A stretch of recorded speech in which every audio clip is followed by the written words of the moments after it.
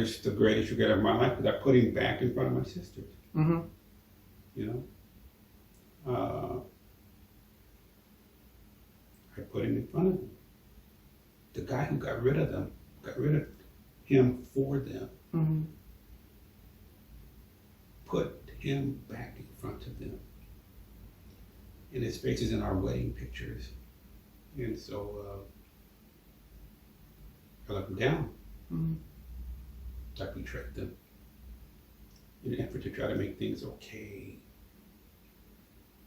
with my mother, because I wanted the family to try to be in some way, have some semblance of being whole. But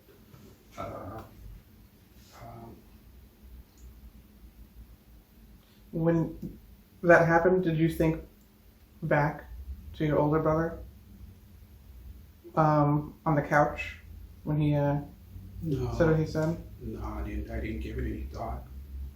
I just knew that I made the greatest mistake of my life, and that I had to do something about it.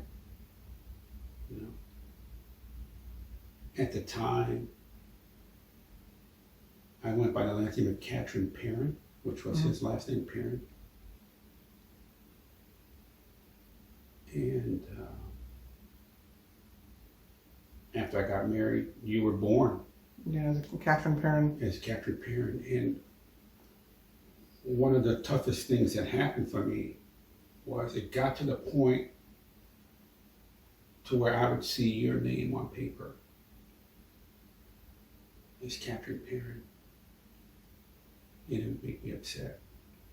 And I could sense how it was starting to have an impact on me when I did not want to say your whole name. And I recognized, okay, that's not good, because that's energy that I'm sending to my son. He hadn't done anything. He's innocent. You know, this is my son, this is my child. Love him to death, but I cannot not have a situation where I am afraid to say his name because it makes me angry. Mm-hmm. So, talked to your mom about it. We decided to change from Catran-Whitney to Catran-Whitney. Whitney being... Yeah, right before my sister was born. Yeah, right before your sister was born, because I didn't want her to have the name Perrin. Mm-hmm. And I think about that, actually, quite a bit, that my name was changed. Before you told us about all this, I think the thing that you told us, or you told me, was that, well, you know, it was, the Whitney is just another name, you know, it just we just felt like making a change. But knowing where the name comes from, and knowing all the stuff before, I think about it every so often, and I feel like it reminds me that is something that I can't let happen. Like, it is back in my head, a constant reminder, because at this point I've had 3 last names. Yeah. And so, yeah, I can't, it's not something I can shake. Last names are so important to a child. I was born Nick Ronaldo Leary. I was born in San Francisco, 1958. My twin sisters youngest were born in Longview, Washington, and the other 5 were born in Portland, Oregon. So my initial upbringing is in Portland, Oregon. I'm Nick Leary. I'm the son of Ellis Ray Leary. You know, he had the nickname Ray Boom. And like I said, what I remember about him wasn't pleasant, even though my mother, she says, when he wasn't high, he was so much fun. But I don't recall. You never recall him being that high. I'm sure there were plenty of times when he wasn't, but he was always on something. He was always doing something. So when we moved to California, and my mom met this guy, Henry Parent. She changed our last name to Parent. But I think last names are important because as a child, you have no history. Mm-hmm. And how people know you, especially aunts, uncles, older people who are making judgments about you, they assume a lot of your history is based on your parents' history and your parents' last name. So in Portland, my father was a legend in many ways, and in fact, he still is. But for me, the legend does not match up to the man that I know and what I saw in our house growing up. Could be incredibly violent and could be incredibly off just because of his addiction problem. So I was happy to no longer have to have the last name because it just conjured up trauma and pain and suffering. That's what it did. And like I said, he still, in many ways, revered in Portland. But they don't know, they don't have the memories that I have. He was a track star, an incredible singer.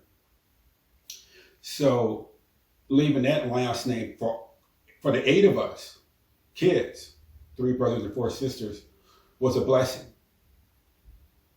But then my mom marries Parent. And like I said, I jumped from the frying pan into the fire because now I'm attached to a last name that is a molester, a wife beater, a child beater, which is what he did to us many times. He could be incredibly vicious and cruel and brutal when he doled out his punishments. So, and knowing what he did to my sisters, I had to change that last name because I didn't want you saddled with that name, knowing what you know as you got older about him. Which, for me, part of the thinking about it, so knowing that I had that last name, that the Parent was there, and knowing that it was changed, and knowing there's like 3, I'd say there's 3 events that I think about that I think really shaped who I ended up becoming, or I am now. And one of them is learning about where the name came from, why it was changed. Learning about you going there in 86 and saying, this is a thing that needs to be done. You know, regardless of what happens to me, this is something that cannot go unaddressed and can't go unpunished. You're talking about the situation with, with Henry. With Henry at the top of the stairs. Right. You mentioned years when you were in Portland that there was a day that your dad was just beating everything out of your mom, and she asked you and your older brother to go get help. And your older brother ran for the door and was snatched back. Well, let me tell you what happened. He just beat the crap out of Mom because I need to kind of said it exactly how it happened. So he's just beating the crap out of my mom. And I just know this is the day he is going to kill her because many times he threatened to kill her. He had gotten off on a technicality earlier, a few years earlier while in Portland. He killed a man. And many people in Portland believe he murdered the guy, but he got off on a technicality. He was able to somehow use a self-defense. But how do you use self-defense when you initiated the act to begin with? Be that as it may. On this day, he's just beating the crap out of my mother, and it was the worst beating I've ever seen her take. I mean, he is just pulling off clothes and beating the crap out of her. She screams to my older brother, run down to the corner store, get help, call the police. My older brother runs out of the house, screen door bursts open. He runs out of the house, jumps down the stairs, and starts running down the street. Within seconds, my father has released my mom from her brutal beating, burst through the screen door. You just hear doors just slamming. The vibration is just, the door's just shaking. He has leapt off the stairs. We're about 4 or 5 stairs. He just takes one giant leap. I know this because I got up and watched what he was doing. We could look through the big plate glass window. And he goes and he just starts running. My older brother's running as fast as he can to get to the store. He gets about 25 yards down the street. And the next thing you know, he is lifted one-handed after being snatched back by my father, lifts him up into the air and slams him to the ground and drops that man-sized knee on that 8-year-old chest. And he just stares down at him.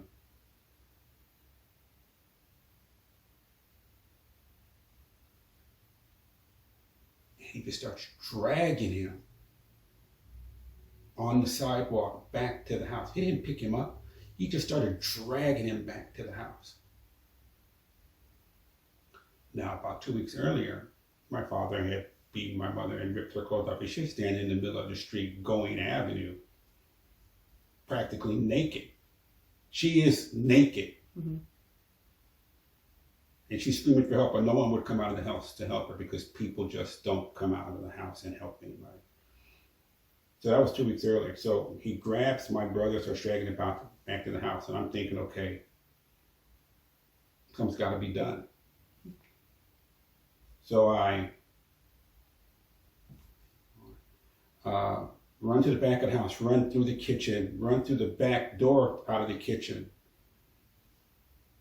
run through the side gate, run down to my aunt's house at the corner, and bang on the door. My father's trying to kill my mother. My aunt, who I'm hoping comes to the door, does not come to the door. Her husband comes to the door. And he looks at me like I'm stupid.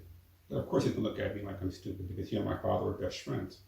They've been on the streets together. Mm-hmm. But my aunt hears what's going on, and she just knocks him out of the way. And she just takes off running across the lawn, down the street, and she's going to help her sister. My uncle knocks me out of the way. He takes off across the porch. He also leaps onto the lawn and he takes off. Do you think he did it to out of a sense of, well, my wife is going, so I should go help, or I'm going because my wife might get hurt? No. When I got back to the house, my uncle had my father in a bear hug in the kitchen, trying to restrain him. When I got back, my mom was gone. My aunt had gotten her out of the house.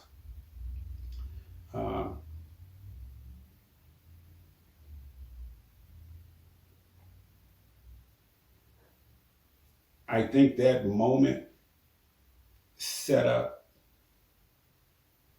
a series of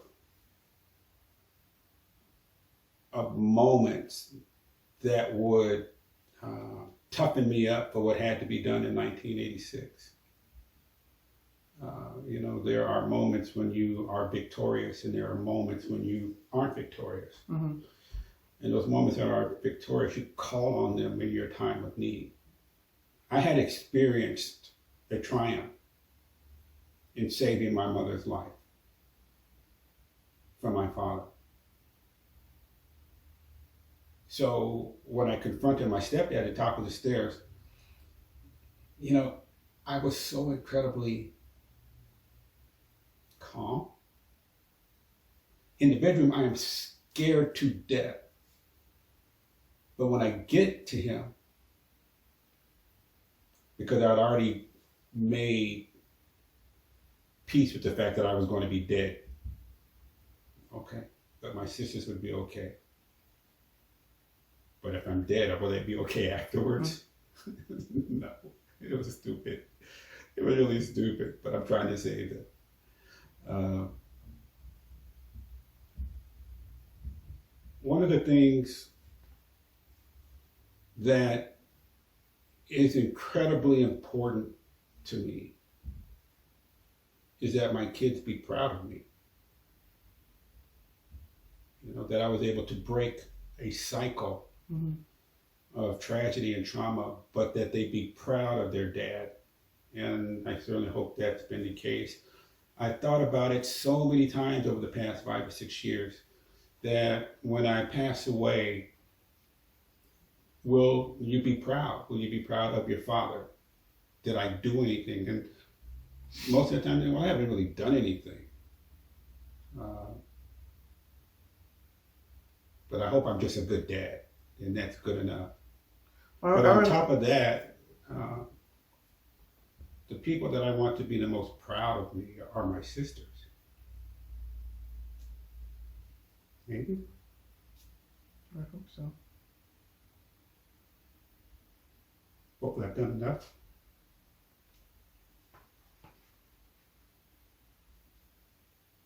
Hope so. I think that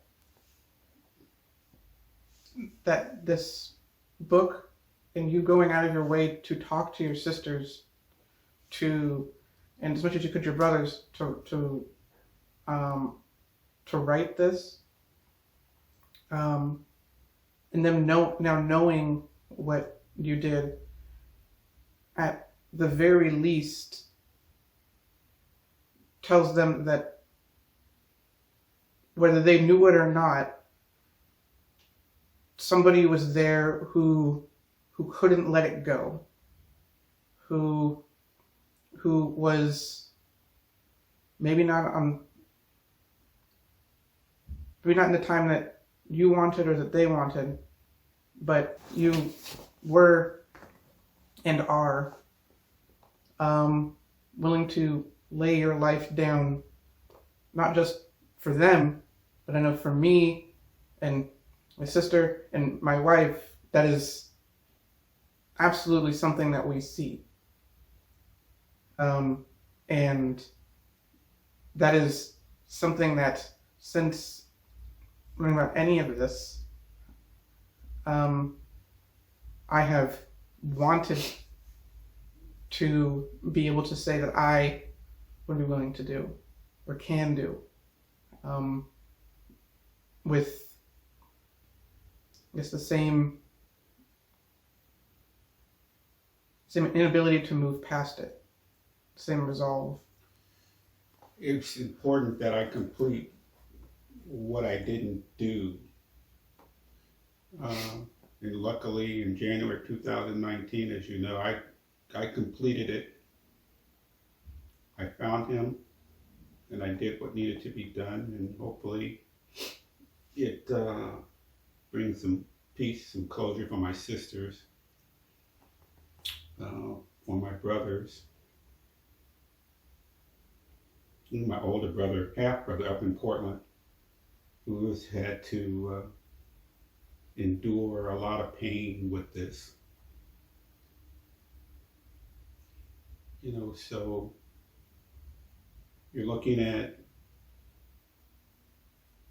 8 children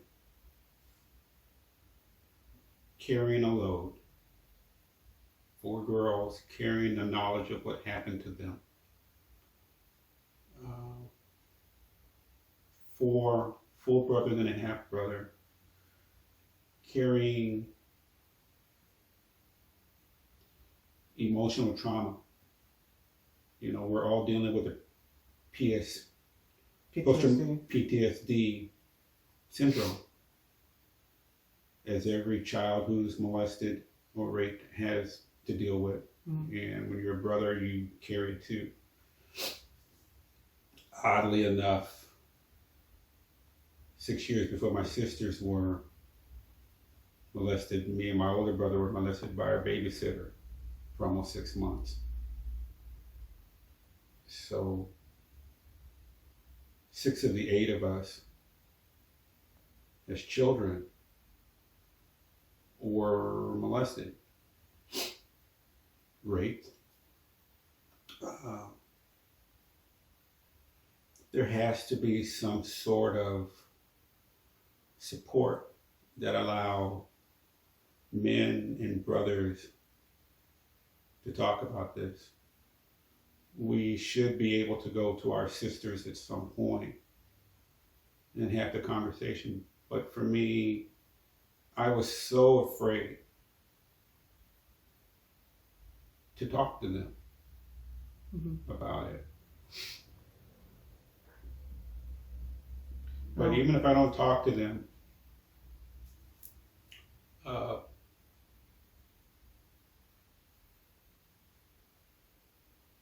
did my best to handle it, to make it okay for them. Yeah, and I think for me, and hopefully a lot of other brothers out there, it tells us that, shows us that you cannot let it go. That there is something that you can do to try to make things better than they are, because they shouldn't be that way at all. Mm-hmm. And we as Black men have to take responsibility for our actions. And we have to take responsibility for our actions when they impact our race and our community. We can't just be willing, once we know something has happened, to just say, well, someone else will take care of it. Because I went 9 years expecting my mom to take care of it. She's saying she will take care of it. You got to take care of it. You got to take care of your sister. There's a quote that I'm trying to remember, so I'll just kind of paraphrase it. The greatest thing that a brother can do for his sister is to protect her honor. That's what it means to be a brother to a sister. And I would not let it go until I protected their honor, or instilled or reinstated or brought back a sense of honor for them. But I think more so for myself. My self-esteem took a huge hit. And as I like to say, I was broken, and that I've been putting myself back together. And if you're saying, the lessons that I've learned and things that you've learned can help other men and other brothers in sort of this conversation, then that's a good thing. If that's the way it should be. This is handing down something positive, as opposed to what was handed down to me multiple times, something negative.